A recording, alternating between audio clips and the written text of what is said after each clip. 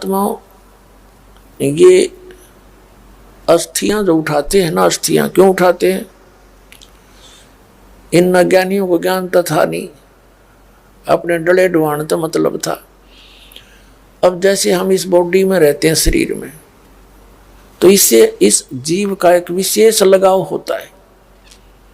जैसे हम किसी किराए पर मकान पर रहते हैं ना, और उसको कोई खाली करा लेता है, कई दिन याद आवे वो कमरे, करना तो पड़ता है, मजबूरी है। तो और ये तो हम अपना मान रहे इसको। इसकी मृत्यु के उपरांत कुल के लोग तो इसको फूंक फाक देते हैं, इसका नामो निशान मिटा देते हैं, और वो जाता है ऊपर अपना कर्म का अकाउंट करा के फिर उसको वापस भेज देते हैं, क्योंकि 13 दिन में इसका सारा प्रोसेस पूरा हो लिया। तपस्या पे भी जा लेता है, वहाँ भी कष्ट उठा लेता है, फिर अन्य सब अकाउंट करा के इसको जो भी अगला जीवन मिलना है वो मिल जाता है, इसको वापस पटक दिया जाता है। तो जब ये वापस वहाँ आता है उस क्षेत्र में, ये कहाँ जाता है? घर पे आता है।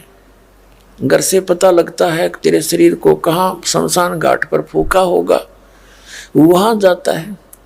तो वहाँ इसने एक हड्डी भी मिल जाती है ना अपने उस शरीर की, उसका चिपक जाता है, या मेरी है।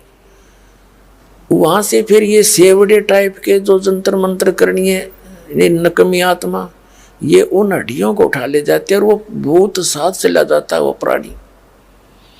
फिर उसको वो अपने जंतर मंत्र से काबू करके उसका दुरुपयोग करते रहते हैं।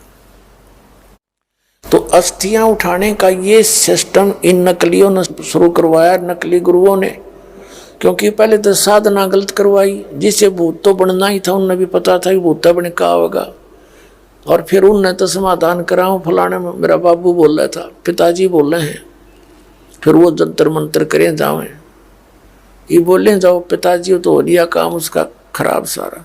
तो इसलिए इन्होंने एक विकल्प खोजा कि इन सभी अस्थियों को उठा के ऐसे गहरे जल में डालो, बह जाओ, पता ही ना लगे कित गैर कित नहीं।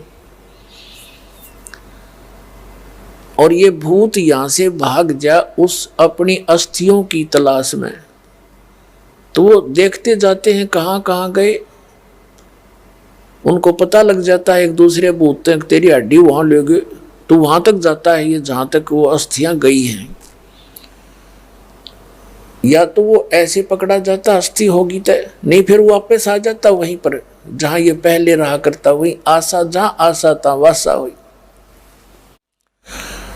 तो इस प्रकार वो भूत ये अस्थियां उठाने की प्रक्रिया या न्यू सेलेक्ट की गई थी। लेकिन जब हम ऐसी भक्ति देंगे, अब वो अस्थि डालने क्या मुक्ति होगी उसकी, और के वो घर छोड़कर चलेगा, सबके घर बैठे हैं भूत उनके परिवार के। तो गलत साधना करने से जितने वर्तमान में प्राणी है ना मनुष्य, इनसे कम भी 20 गुना भूत हैं, प्रेत प्राणी, सबके घर के वो सदस्य ने धक्के खाते फिर रहे, और सारे जंतर मंत्र करा लिए, श्राद्ध भी कटवा लिए, फलाना भी कर दिया।